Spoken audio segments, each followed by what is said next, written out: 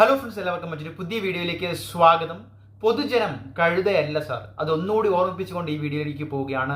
ഇത് ശരിയാണ് എന്ന് തോന്നുന്നെങ്കിൽ വേറെ ഒന്നും ചെയ്യേണ്ട, ഈ വീഡിയോ ഒന്ന് ലൈക്ക് ചെയ്യാനുള്ള മാന്യത കാണിക്കാം.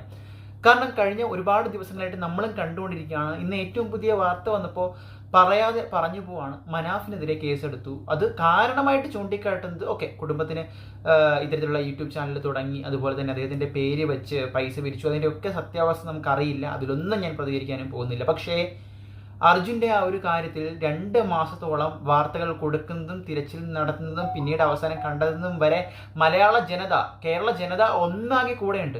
അങ്ങനെയാണ് എങ്കിൽ നിങ്ങൾക്കറിയാം, നമുക്കറിയാം, മനാഫിനെതിരെ കേസെടുത്തത് ഇപ്പോൾ വ്യാജ വാർത്ത വഴിതിരിച്ചു വിട്ടു, അന്വേഷണം വഴിതിരിച്ചു വിട്ടു എന്ന തരത്തിലാണ്. അപ്പോൾ എങ്കിൽ ആദ്യം കേസെടുക്കേണ്ടത്, നിങ്ങളൊന്ന് ആലോചിക്കുക, ആദ്യം കേസെടുക്കേണ്ടത് മലയാളത്തിലെ മുഖ്യധാരാ മാധ്യമങ്ങൾക്കെതിരെയാണ്. ഞാൻ പേരെടുത്ത് പറയുന്നില്ല. യൂട്യൂബ് വഴി പണം ഉണ്ടാക്കാൻ ശ്രമിച്ചു എന്നാണ് രണ്ടാമത്തെ ആരോപണം.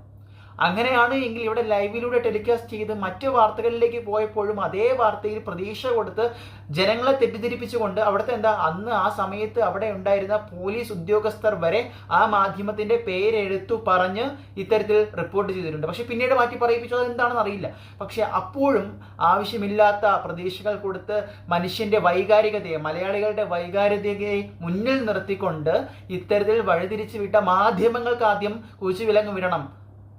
അതിനുശേഷമായിരിക്കണം മനാഫിനെ എടുത്ത് കസ്റ്റഡിയിൽ ഇടേണ്ടതും ഇത്തരത്തിലുള്ള വ്യാജ വാർത്തകൾ എന്ന തരത്തിൽ അറസ്റ്റ് ചെയ്യേണ്ടതും അല്ലെങ്കിൽ കേസ് എടുക്കേണ്ടതും ഒക്കെ.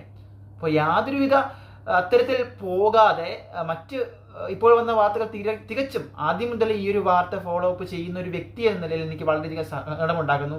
ഇതേ അഭിപ്രായമായിട്ടുണ്ട് നിങ്ങൾക്കുമുണ്ട് എങ്കിൽ നിങ്ങൾ തീർച്ചയായിട്ടും കമന്റ് ചെയ്യുക. നിങ്ങളുടെ അഭിപ്രായങ്ങൾ കേൾക്കാൻ വേണ്ടി വെയിറ്റ് ചെയ്യുകയാണ്. തൽക്കാലം മറ്റൊരു വീഡിയോ ആയിട്ട്